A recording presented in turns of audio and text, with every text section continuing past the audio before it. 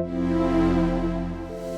think it's really interesting, right? Looking at Formlab, which is like taking 3D printing used to be very, very expensive, taking that into a much cheaper product, basically changed the whole development cycle of a lot of the hardware companies. Sure.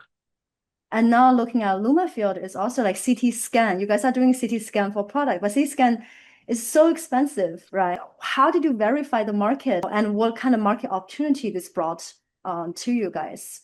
Yeah. So, one of our kind of central thesis at Limafield when we were starting the company back in 2019 was that, um, if we could decrease the cost of ownership by an order of magnitude for this technology, we would be able to increase the market by at least an order of magnitude, if not more.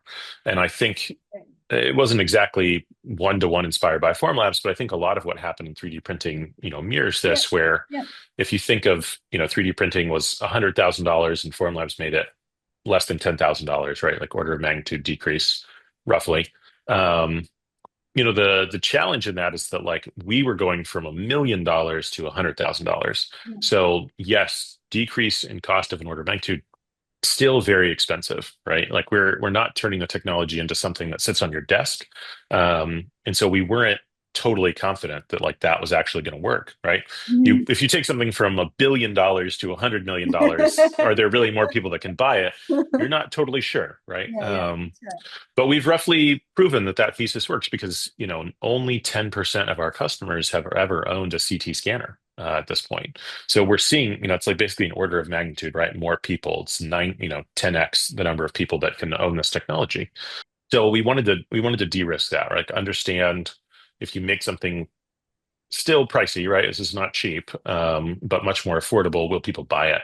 So that was the first thing we did. We built a prototype system for sure, and we like built Yeah. the software, and we had like a working version.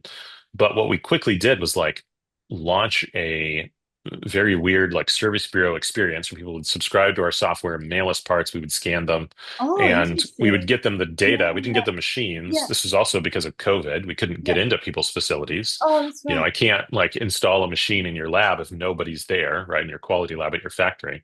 If you're not allowing anybody in your facility, my team can't go in there. Yeah.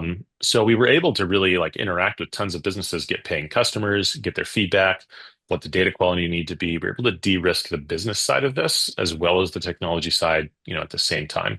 And that was really important for our ability to kind of know that the technology was good enough because you can make something cheaper and bad. That's actually not very hard. The hard part is cheaper and good enough, right? Yeah. That there's that threshold. And I think it's difficult to know exactly what that threshold is.